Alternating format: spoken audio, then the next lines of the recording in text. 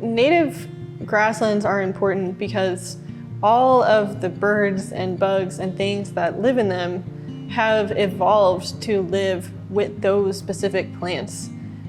Native plants are a way better food source for most pollinators and birds. Some non-native plants are actually toxic to them, or even if they're not, they're just basically like junk food. Whereas a native grassland is a feast, a very nutritious feast for all the animals that are in bugs and birds that are supposed to be there. Grassland species are all around us, monarch butterflies, bobwhite quail. We've talked about a lot of these kind of cool species, buffalo, bison. But a lot of people would be kind of maybe shocked to know that we've had this long legacy of grassland species here in the South. And they go back not just tens of thousands of years, they go back millions of years. Recently there was a fossil of the American cheetah discovered in Lee County, Virginia, right in the heart of the Southern Appalachians in this cave. And paleontologists, the people who study dinosaurs and stuff like that, they've determined that this was, the fastest cat in North America. Probably was more closely related to the mountain lion rather than the African cheetah.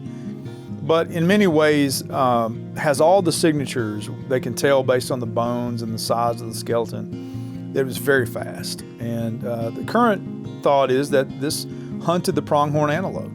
We know of pronghorn antelope fossils from places like Florida. And so we had this rich array of cheetahs, the American lions, camels, bison, rhinoceros. We had all the big animals you can think of that like you would imagine in the African Serengeti. We had many of those kinds of animals right here, all the way up to about 13,000 years ago. And so, there's a long history of grassland species here in North America. One example of an animal that needs native grasslands to survive that a lot of people are familiar with is the bobwhite quail. So in native grasslands, bobwhite quail babies, which are about the size of like a quarter, they can hide from predators by running around through the sort of natural corridors between these big bunches of grasses.